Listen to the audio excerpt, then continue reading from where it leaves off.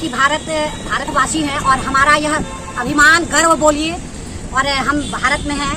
ये हम सभी का यह स्वतंत्रता का अधिकार है और हमारे देश के लिए हम सभी लोग आज घरेलू महिलाएं यहाँ पे साहब दीदी की दया से शिव को अपना गुरु रूप में स्वीकार करके एक यह पहल है जो हमारे स्वतंत्रता के बाद की यह जो पीढ़ी है शिव गुरु के साथ साथ यह घरेलू महिलाएं को आज झंडा तोलन के नीचे सैल्यूट करके इन्होंने आज तिरंगा को अपने भारतवासियों के तिरंगा को सैल्यूट किया है और महादेव की असीम दया से यह घरेलू महिलाएं भी साहब दीदी की दया से झंडा तोलन किया इन्होंने। अभी हमारी लवली दीदी थोड़ी देर पहले आई थी और हम सभी यही बोलना चाहते हैं कि हमारा यह स्वतंत्र भारत है, देश सेनानियों की शहीद और वो लोग शहीद होके भी हम सभी के बीच में आज हमें स्वतंत्रता के लिए जीने के लिए तत्पर किए हैं।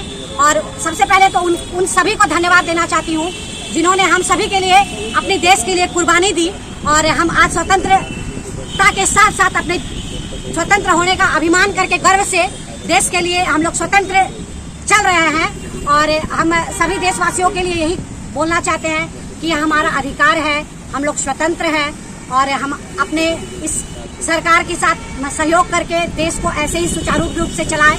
और महादेव की असीम दया से महादेव को हम सभी ने गुरु रूप में स्वीकार करके और यह छोटा सा प्रोग्राम रखाया है। तो यह बस इतना ही बोलना चाहते हैं कि भारत की देशवासियों के लिए कि आप सभी का अधिकार है, हम सभी का अधिकार है जो हम सभी ने भारत में पैदा लिया और यह हमारा गर्व होना चाहिए। देखिए, महादेव गुरुओं के गुरु गुराधिपति महेश्वर शिव के नाम से नहीं, वह औघड़ेश्वर के औघड़ेश्वर, योगियों के योगेश्वर, लेकिन महादेव गुरु रूप में पद में अवस्थित थे और यह इसका आज हम लोग यह गुरु रूप में उनको संबोधित कर रहे हैं। तो यह पूरा ग्रंथ में ही था कि गुरु है, लेकिन आज तक हम लोग इसे जाने नहीं थे। अब लेकिन चूंकि यह बात होगी कि गुरु रूप में वह शरीर में नहीं है हमारे, और हम ये ज्ञान कैसे देंगे, यह सबसे बड़ा प्रश्न है कि हमें वह ज्ञान कैसे देंगे। हम देखिए, शिव शब्द क्या है, शिव का आकार हटा दीजिए, शिव में जो आकार लिखा रहता है वह आकार हटा दीजिए तो हमारा शरीर शव हो जाता है। तो यह ज्ञान हमें कैसे मिला? ग्रंथ में पन्ना पलट के नहीं। ग्रंथ के पन्ना पलटने में किसके पास टाइम है कि ग्रंथ के पन्ना को लोग पलटेंगे? हम लोगों ने साहब दीदी के निर्देशानुसार जब शिव को गुरु रूप में स्वीकार करके मजाकी तौर पे हम लोग जब पहला कदम महादेव की दृष्टि में हम लोग पहला कदम रखे थे, तो हम लोग आपसी विचार, दूसरा सूत्र में है चर्चा करना। तो चर्चा में क्या होता है? बातें होती है। तो उस बातें में हम लोग को पता चला कि महादेव गुरु रूप में अवस्थित कैसे है। शिव का आकार हटाइएगा, हमारा शरीर पंच तत्व से बना है, वह 100 हो जाएगा।